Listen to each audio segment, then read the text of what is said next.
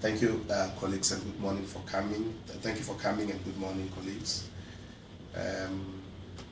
Of late, the public domain has been inundated with unsavory and conflicting narratives about the state of football administration in Zimbabwe, with a specific reference to the attempted dissolution of Zifa and the attempted registration of a new football association called the National Football Association of Zimbabwe, in short, NAFAS.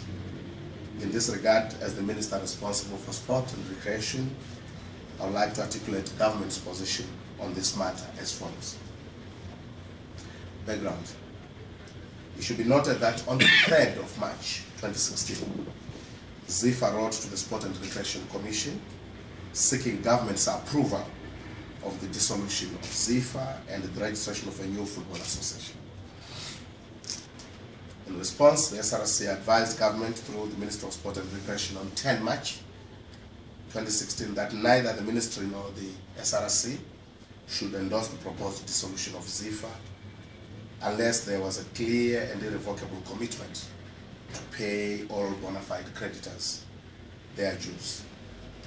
The Honorable Minister, myself, in concurrence with the SRC's position, instructed the SRC to communicate the same position to Zifa, including the fact that the desired dissolution would have sport sector-wide negative ramifications, which have the potential of impacting negatively on the entire sport sector.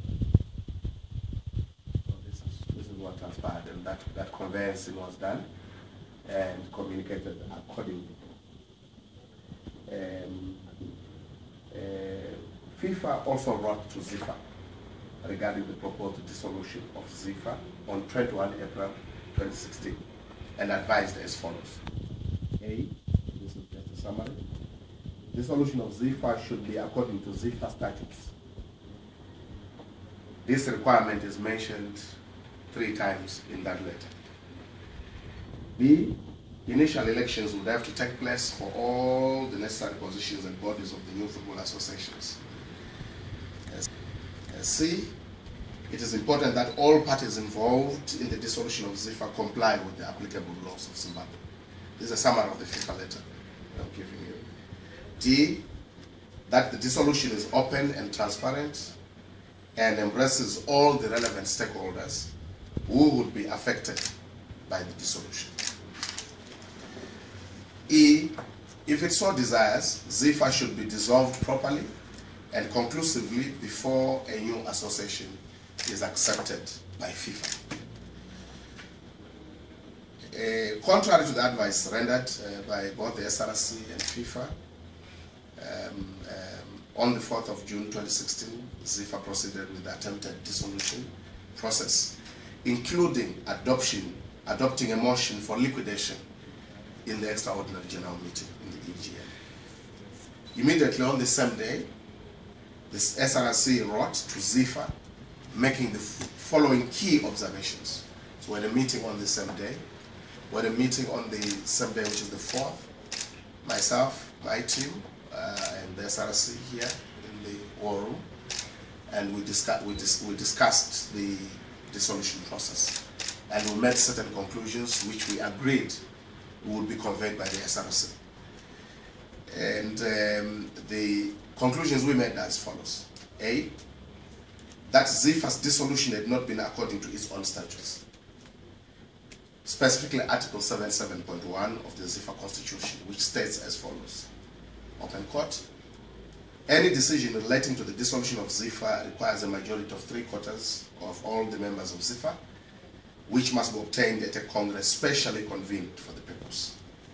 In view of this, the SRC observed that the extraordinary general meeting held by Zifa on the 4th of June 2016 was not specially convened for the dissolution of Zifa as evidenced by the circulated notice and agenda of the meeting.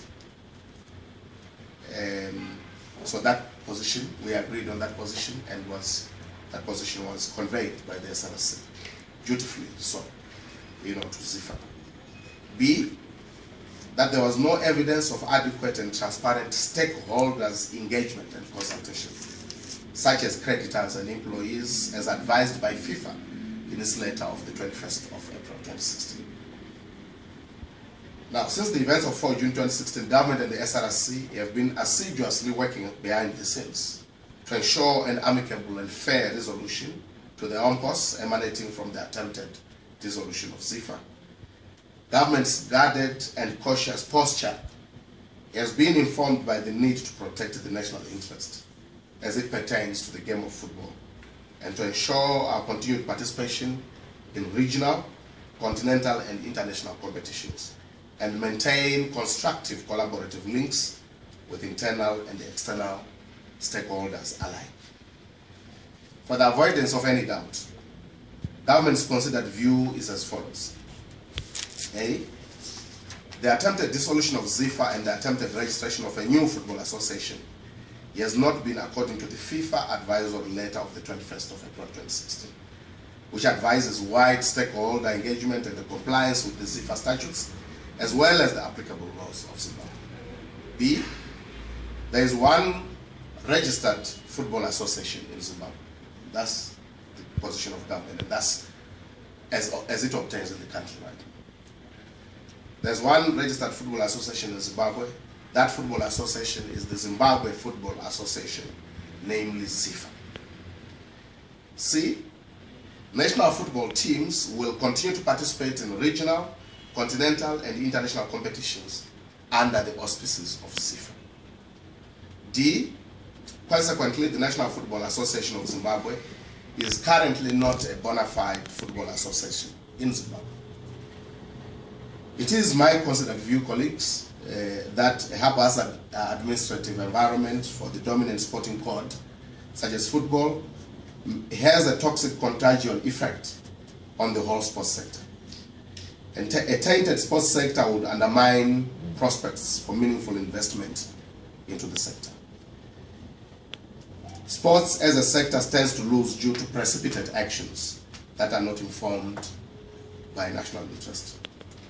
I therefore take this opportunity to recognize the constructive role played by FIFA to date in addressing an issue that is dear to the footballing community, to the footballing fraternity and the whole nation of Zimbabwe. Government will continue to engage all stakeholders, including the SRC, FIFA, CAF, COSAFA, and Zifa, to ensure a conducive administrative environment prevails within the game of football in Zimbabwe. In conclusion, government calls upon all national sporting associations to engage in such activities such as would foster goodwill and attract ethical investment into the sports sector. I thank you.